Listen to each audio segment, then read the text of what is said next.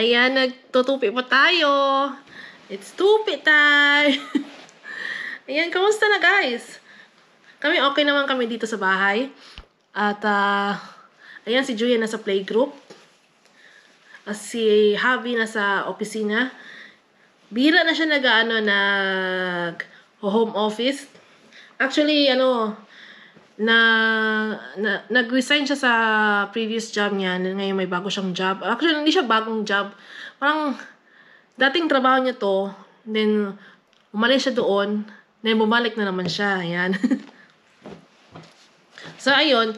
Nag-resign siya sa trabaho niya. Then, bumalik siya sa dati niya trabaho. Pero iba yung position niya doon. Ibang section ng nila. Ng IT department. At, iba rin yung nila, yung project leader nila, yung parang boss. Group leader, project leader, group leader, ganun. So, ayun, guys, we're doing okay here in the house. At, yeah, hindi natin maiwasan, meron din, ups and downs ang, mag-asawa. May mga, misunderstandings, gayon, pero okay naman kami. About sa financial, ganun, pero okay naman kami. Then,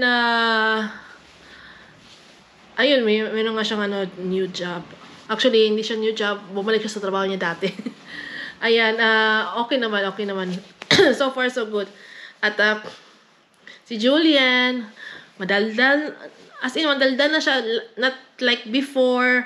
Kahit ano na sinasabi, nakaka-construct na siya ng mahabang sentences. At, minsan nag-ano ko, huh? How did you know that word? Ayan, so, kami mag-asawa, ingat kami magsalita with each other kasi mga kids, they will copy what you say. So if magsabi ka ng mga bad words, ayan, kokopyahin nila yan. So iniiwas namin yan. At kung may debate or discussion between husband and wife, hindi namin in-involve si Julian sa namin.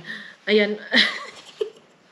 Okay naman kami, guys, ha? Hindi kami, ni Happy. Normal lang yan yung may misunderstanding, ganyan.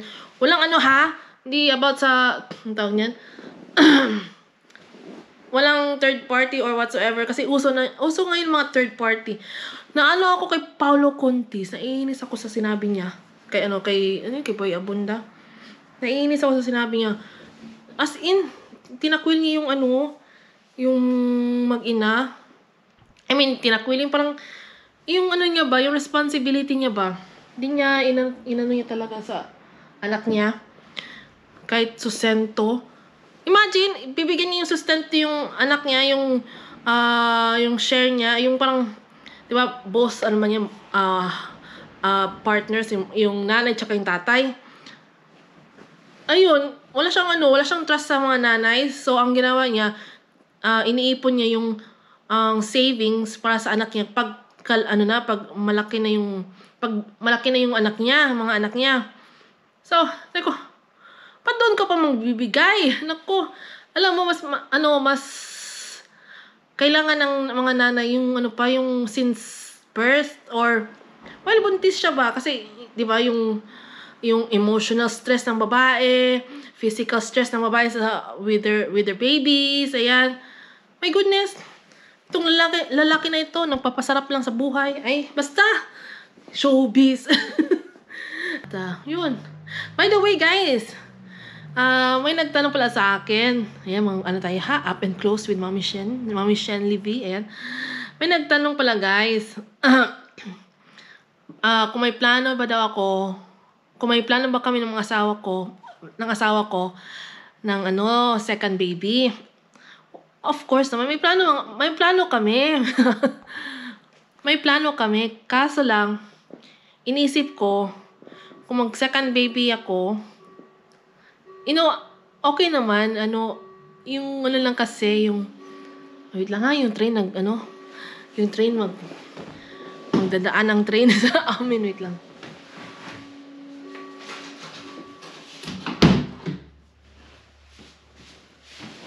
Yan, sinirado ko yung bintana. Sinirado ko yung bintana, guys, kasi dadaan ang train. Ang tren. Actually, may plano kami, gusto namin magkaroon ng kapatid si Julian. Kaso, ito ang inisip ko. Dito kasi sa abroad, di siya madali. I mean, yung iba okay naman kasi may magtutulong sa kanila, may mag-a-assist, ganyan. Dito kasi sa amin, wala na kasi akong in-laws. At yung mga kapatid ng asawa ko, may mga kanya-kanyang buhay. At medyo malayo sila nakatira. At ayun. Then yung mga hindi naman ako wala ako masyadong hindi masyado maraming friends dito sa sa lugar namin, yung mga Filipinas. Kasi iba yung mga Filipinas dito. Hindi lahat, pero iba yung mga Filipinas dito, mga Filipino community. At ayun, so kung kung mag-second baby kami, ang iniisip ko, yun din mangyayari sa akin yung first, yung pagdating ni Julian, magpo-postpartum na naman ako, and then lahat sa akin, ganyan. Actually, tumulong si Happy. Mostly si Happy ang sa akin kasi si cesarean section mother. So, ang isip ko, baka pagdaanan ko na naman yung postpartum. Then, si Happy, talaga siya sa trabaho niya. So, sabi niya, if ever na may, second baby dumating, hindi niya daw ma-handle lahat. Hindi katulad dati kasi yung trabaho nga, ayan. So, sabi ko, sige. If ever lang na magkaroon kami. Hindi kami gumagamit ng protection or so. So, if ever na magkaroon, welcome si second baby. Pero, yun na nga, yung anong tawag yan, yung iniisip ko na ayoko naman ayoko naman maranasan yung nangyari dati, yung parang give up talaga ako. And ayun, then actually pumunta yung parents ko dito. Tumulong talaga yung mother ko. Yung father ko, tumulong siya pero more on siya ewan ko, basta long story. Yun. Tingnan natin kung darating si second baby. Hindi naman kami nagmamadali. Actually, minsan natatawa ako kay Julian. Sabi niya na, "Mommy, do you have a baby inside your tummy?" Sabi ko, "No, Julian. It's only fat." Tumataba si Mommy. Sabi Mommy, then yung reaction niya, "Oh." So, Julian, hey, stop it. Then minsan, may one time nagsabi siya, "Mommy, I want baby sister, baby brother." Sabi ko, loko. Sinabihan ko si Javi, nakangiti lang si Javi, parang, Ayan, sabi ko, Julian, let's wait. If it comes, and then it comes. If not, then we're happy that you are here with our lives. Ayan, sabi ko sa kanya. The most important that you are here with Mommy and Papi. You will always be our baby. Ayan, sabi ko. Pero kung dumating, let's welcome the second baby. But now, let's cherish the time that we are together. Ayan, sabi ko sa kanya. And ayun, lang siya, ngumiti lang siya. Yan, ngumiti nan. Nakakaintindi na siya sa mga sinasabi. Hindi na siya yung katulad dati na, parang loading ba? Loading. Ayan. As in, we are very grateful na very, very, very cuddly sa amin, malambing, and very very caring. Kung example, na nakatapak ako ng Lego, agoy ang Lego, masakit talaga yun sa paa. Ayan. Talaga, sinabihan niya ako na "What's wrong, Mommy? Can I kiss," sabi niya, "Can I massage your feet, your foot?" Sabi ko, no need. So yeah, yun, nakakatuwa siya, talaga. Yung parang, you're so cute. So yan, guys. By the way, may ano pala ako, may yung anniversary namin, di ako naka-vlog na ano, yung katulad last year, yung 2021, di ba 2021 yung vlog ko na ano kami ni husband nag-anniversary. Kita niyo yung table, kita niyo yung surroundings, yung kinakain namin, nag-uusap-usap kami, ganyan-ganyan. Yung 2022 na anniversary namin, 7th wedding anniversary namin, hindi ako nakabalag ng maayos. Pero may mga clips po ako. May mga short clips ako doon sa anniversary namin sa 7th wedding anniversary. Kasi ano siya, yung restaurant na yun, medyo posh, medyo social. So, kung dala kang camera, tinitingnan ka ng mga tao ba? Sabi ko, sabi ni husband, are you sure you want to vlog? Don't vlog it anymore. Don't vlog it here because people are looking. Sabi ko, sige na, hindi na ako mag-vlog. Yan, short clip lang, short. Yung yung kaming dalawa, yung mga pagkain, ayan. So, pakita ko pa sa inyo in 3, 2, 1, ha! Thank you po.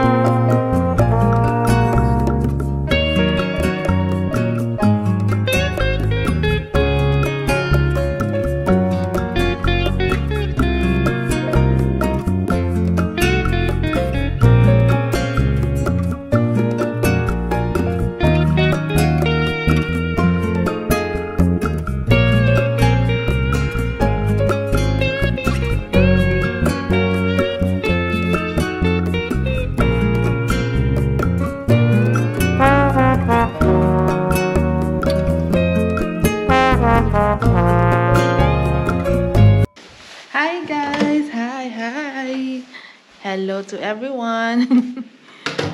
Ayan. Ay, morning face ni Ma'am Shi. Kakahatid ko lang kay Julian. Kakahatid ko lang kay Julian sa playgroup niya. Grabing lamig, as in. Lamig talaga. Before kami lumabas ni Julian, nag-ugas ako ng mukha ko. So,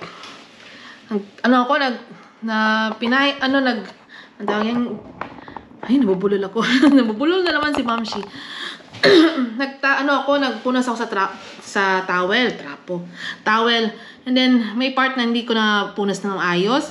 Lumabas kami ni Julian kasama yung stroller. Kasi, sabi ko, stroller na gamitin natin ha, kasi late na tayo. Late na tayo, my goodness, Julian.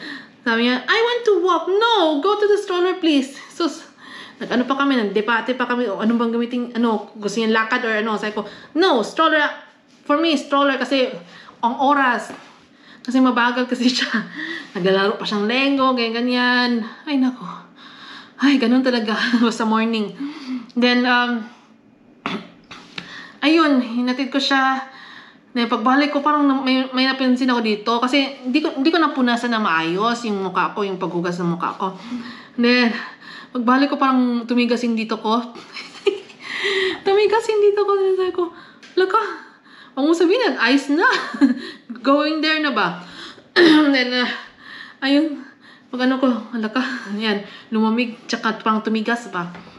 Ayun, ang tawa ako ng pag-akit ko. Kasi ko, ay, lamig talaga. -6 yata, -7 degrees Celsius sa labas. Winter pa guys, winter. Hindi pa siya spring. Pa tayo ha, February. I think mag-start ang spring around March. March yata. Ayun. Oh, by the way, thank you so much ha. Napansin ko na gano'n yung views ko sa yung about sa vlog ko. Yung kung mag-ano ba kami, mag-second baby or mag-second child, ganyan. Natuwa ako. Natuwa rin ako sa natatawa ako sa video ko.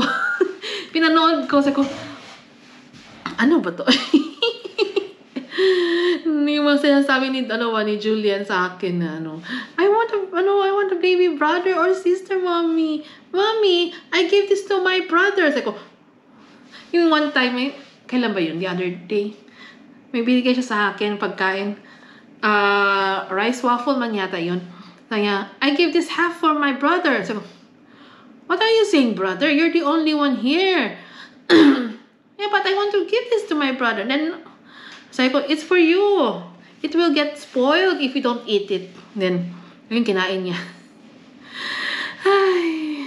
Oh, by the way, may napansin pala na yung sinabi ko sa vlog ko about sa financial problem. Isa sa mga family members namin, family members ko sa Pilipinas. Sabi, ba't ko na sinabi na may financial problem, ganun. Totoo naman talaga, hindi naman lahat ng kahit saan na, kahit kanino na, or kahit sinong dyan, mag-asawa or mag-jowa, nagkakaroon talaga ng financial problem. Hindi man talaga yung maiiwasan. Kahit afam, kahit nag-asawa ka ng foreigner, may pa rin yan, may mga financial problem yan sila. Hindi yan perfect na na masasabi mo na perfect relationship or perfect husband or wife, ganyan. So, ayun, sabi ko, may financial problem man talaga kami, pero slight lang, hindi yung pinaka-down. Slight lang, hindi pinaka-down. Then, yun na nga, from the previous job ng husband ko, he's not really earning, like before, yung dating yung trabaho, before yung resign niya, kumikita siya na maayos. Then, nag-change siya ng job, nag-resign siya sa dating yung trabaho, nag-change siya ng job, medyo maliit yung sweldo niya, pero medyo relax siya, hindi siya stress. Kasi na-burnout yung asawa ko na, yung dating yung trabaho na magandang sweldo, na-burnout siya, work burnout. As in, mentally, physically, emotionally, talaga siya burnout. Then, ayun, nag-decide siya at nagtanong din siya sa akin kung pwede try niya daw itong trabaho, at least ni siya parang lang ba, pakalma lang muna ba, kasi from kaya siya na burnout. So sige, try mo, yan, muna tayo, relax muna tayo, ganyan. So ayun, yung previous job niya yung change, yung napalitan niya ng trabaho, yun yung medyo maliit ang sweldo. So yan na siya, almost 1 year. So namin, na bantayan namin, parang yung mga bayaran namin, yung mga tawag yan, yung mga expenses, ganyan. So hindi na cope up. May nasa-save kami, pero kunti lang, di katulad dati. So sabi ng asawa ko, nag-hiring na naman daw yung dating yung trabaho, pero ibang section, at hindi yung dating yung section na grabe yung trabaho niya doon. So gusto niya bumalik kasi yun na nga yung gusto niya, yung salary niya ba, tsaka maganda yung position niya dati yun na nga na burnout. So gusto niya bumalik doon sa dating yung trabaho. Ayun, pagbalik niya, okay naman daw, mag 1 month na yata. 1 month na yata siya. 1 month na siya sa yung binalikan niyang trabaho. Pero ibang section na siya sa trabaho, sa sa IT.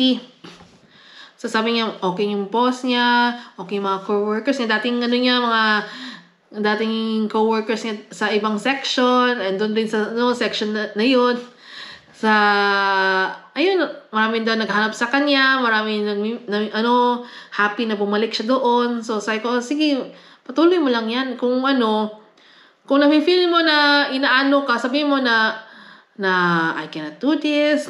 Yung i-express mo yung anong gusto mo, ano ba, sa, ano mo, sa kasama mo sa trabaho. Sabihin mo na, kasi dati kasi, siya yung tig, tig. Alam mo yung tig. Kung may mag-ask ng favor sa kanya, gagawin niya. Kung may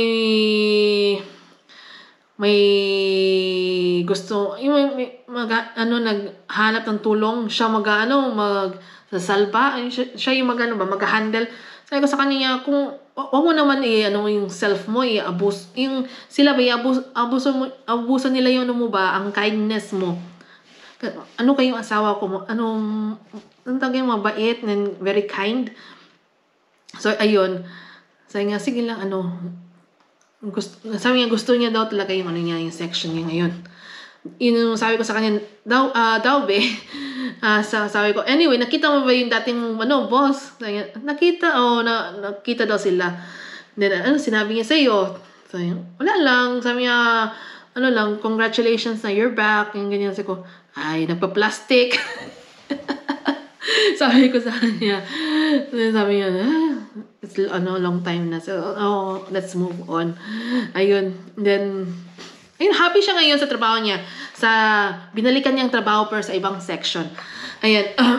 So, yes, about sa financial problem, lahat ng mag-asawa, nakakaroon talaga ng financial problem. Kahit kahit jowa, kahit mga live-in partners, yan, nakakaroon talaga ng financial problem.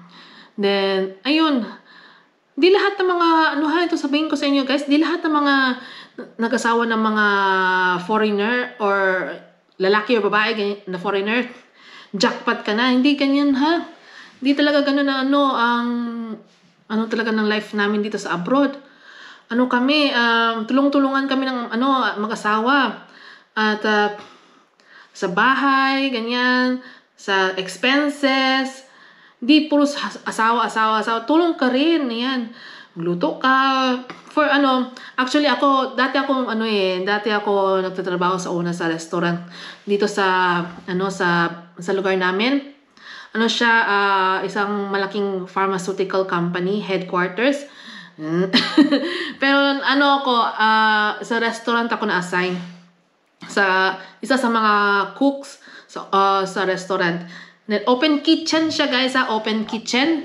At serve namin mga empleyado doon sa pharmaceutical company, yung headquarters kasi lunchtime lang siya open morning and lunchtime. So, all in all, maximum, I think, 2,000. And then, ang pinakamahina is 900 or almost 900 ang pinakamahina na pumupunta doon sa restaurant na yun. Yung mahina, yun yung summer kasi yung mga tao gusto nila kumain sa labas. Ayaw nila sa loob ng restaurant. So, sa labas sila. Magpapa-sunbathe. Yan. So, ayun. Namimiss ko yung trabaho ko, guys. Nag-stop ako trabaho kasi yun nga, focus sa pagbubuntis. Kasi yung pagbubuntis ko is very sensitive. So, kailangan talaga keep an eye. Kasi hindi pwede buntis ka, then trabaho ka. Kasi hectic. Lang kaya yun, ang pinaka-busy yung lunchtime. So, ako, nasa kusina ako. Karga pa ako ng wok, then refill sa malalaking tray. Then sila, magsaserve sila ng pagkain nila. Buffet. Ayan. Luto na naman, refill na naman. Hindi ko, hectic talaga. Imagine 2,000 maximum ang customer, ang empleyado sa pharmaceutical company. Hindi rin may iwasan yung mga pasok-pasok dito. Meron ako mga pasok, mga burn, mga remembrance sa trabaho. Hindi makita. Basta yan, Yan. Basta marami. Hindi may iwasan, nagtrabaho ko doon parang 2 years and a half. Okay naman, enjoy naman siya. Yun ang kailangan ko, yung pagbuntis ko. Iwas sa stress, iwas sa yung anxiety, ganyan. So, focus sa pregnancy. Ayan. And, while pregnant, panganak kay Julian, then lumaki na si Julian, then 3 years old na si Julian. Namimiss ko yung trabaho ko. At namimiss ko you're earning something And then, ayun, yun, sinabihan ko sa asawa ko, gusto ko bumalik. Sabi niya, i-try natin yung kung mag-start na siya sa kindergarten si Julian. Ayan, sabi ko, sige. Kasi, gusto ko rin na tinitingnan ko si Julian sa, sa, yung growing, growing phase. Yung, andoon ka, yung nanay mo, example, ako si Julian, and, ang nanay ko andito, ang nanay ko, ayun, nakikita ko na nanay ko, ganun ba? Hindi yung, nanay ko nagtatrabaho, kasama ko mga ibang bata, ganun, So, para sa akin lang yan, ha? Hindi yan, Hindi ko sinasabi na kayo, full-time, kayo. Actually, maganda talaga na may trabaho. Ayan, namimiss ko yung trabaho. At namimiss ko yung may na-earn ako ng money. Ayan, ayun. So, lahat ng mga, ni Julian, andun ako, nakikita ko siya. Okay naman yung yung growing face niya. As in, mabait siyang bata. Nakakaano talaga. Unbelievable. I think, yeah, yun. Ay.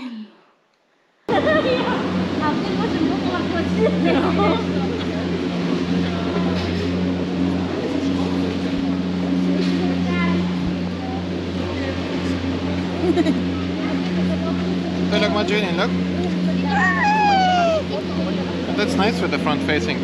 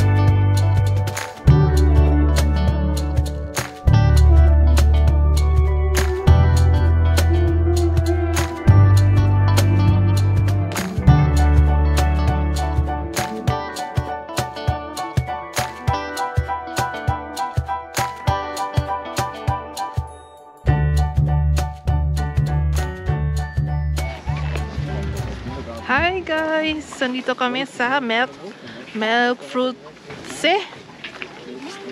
Isa sa Swiss Alps. Ayan, snow na snow. Ayan na si Juliet. Ano ka?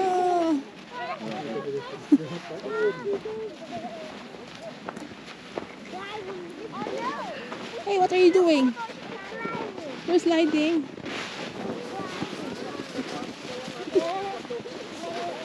Hey, come down. Bye-bye. We're going.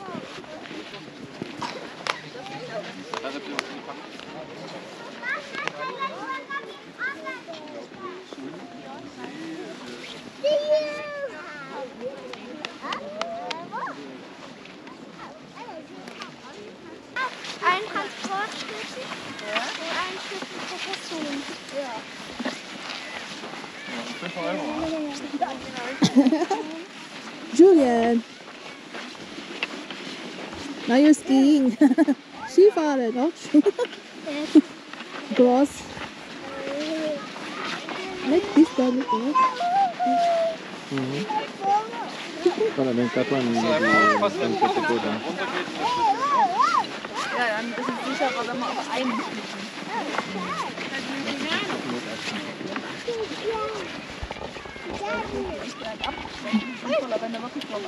Julian, Up, up. Julian, sit on one slate, please. Can you sit the other side? Only on one, okay? Other side, please. You will fall down. Maybe take away the other one. Come, the small one, come. Nee, den hier. Ja, das ist mir egal. Ah, Hauptsache na wir gut. halten fest. Jawohl. Gut festhalten. Warte, Mama. Ja.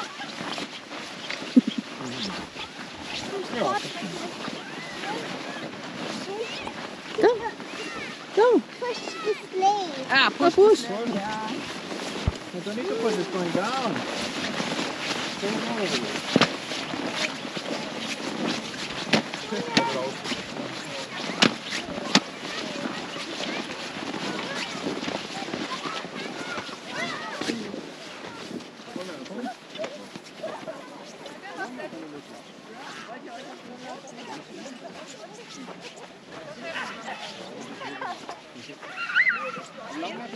Und Dominik und der Kleine auf den vielleicht.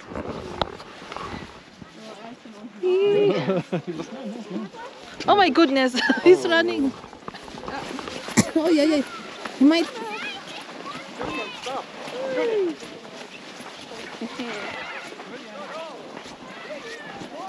Oh yeah.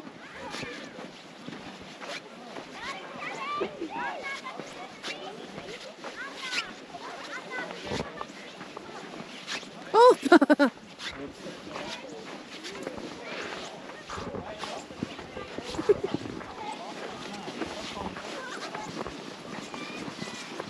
Ano ngayon? -6 degrees.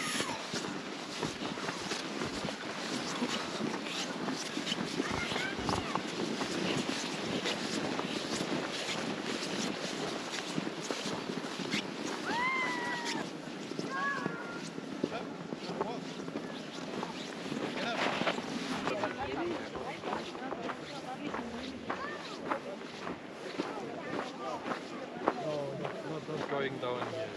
Ooh, what's this? It's a lake? It's a lake? Yeah. This one? Milchsee. Yeah, but frozen now. Oh. Must have been a lake, but it's frozen Julian? now. Sit down over there. Look, they have snow, plenty. Da ist nochmal wieder so liegen geblieben. Ano ticket? Das ist nichts von mir. Das ist nichts von dir? Keine Ahnung, was das ist. Julian? Nicht von mir. Was wir aus dem Magen haben, zumindest die, Ja, ja. die großen, kleinen. It's lake over there, You brought lake. some snack, darling? Crackers. Ah, that's not much.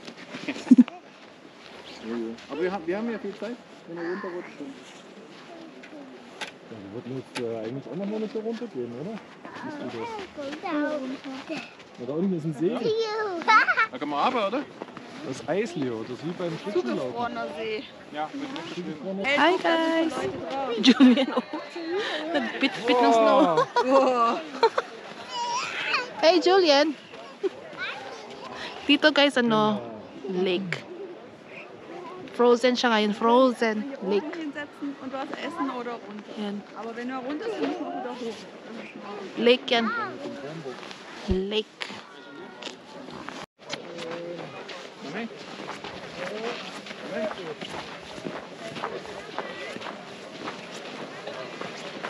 Oh, Leo, action!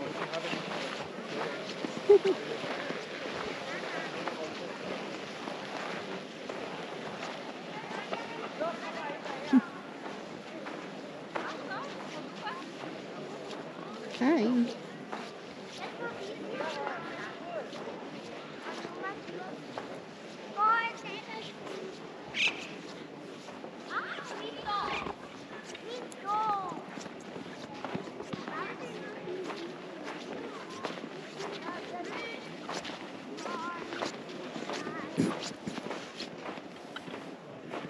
Hi.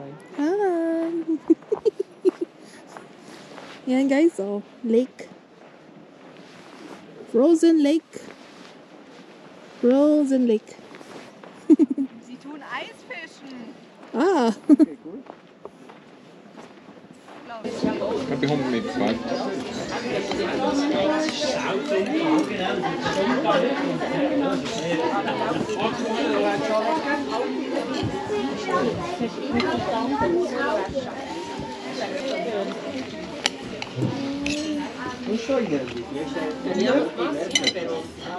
You wanna go back here, Julian? You wanna go sleigh here?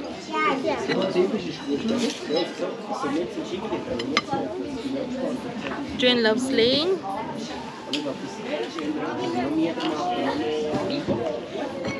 Next year we should be prepared. Next year we should be prepared. I was pretty sure it's going to be a restaurant, but it's good to have fun.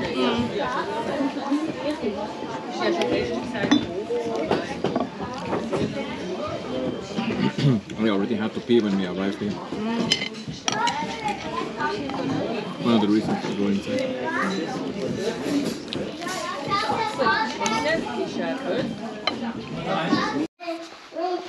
Hi guys! Dito na kami sa bahay. Ang lamig sa labas. No? Did you enjoy your day? Yes. Yeah, Julian is tired. I'm tired. Yeah. Ayan, kakauwi lang namin galing sa ang tawag yun, di ko ma-pronounce yung place. Parang Merfluxi. Basta ilagay ko na lang sa baba, ha? Sa description or dyan lang sa baba. Lagyan ko ng pangalan. There we go up. T-shirt. Yeah. Go, we go up. Big is square. Big is square. KO si Julian. Kinain niya yata lahat ng snow dun eh. Did you eat all the snow over there? Yes, I eat all the snow. Anyway guys, ayan lang guys. Nandito na kami sa bahay. Please don't forget to like and subscribe my channel, and please click the notification bell for notification for more ShenDV and family. Ayan, family outing. Ay, spontaneous to ng pasyal namin today.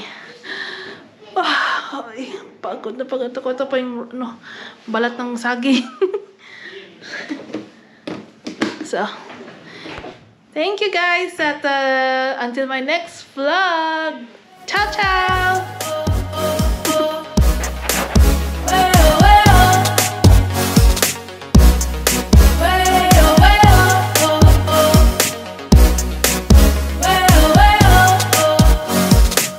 Take a chance, will you let me ride? I could be the best thing in your life. Maybe let's take a drive, take a drive.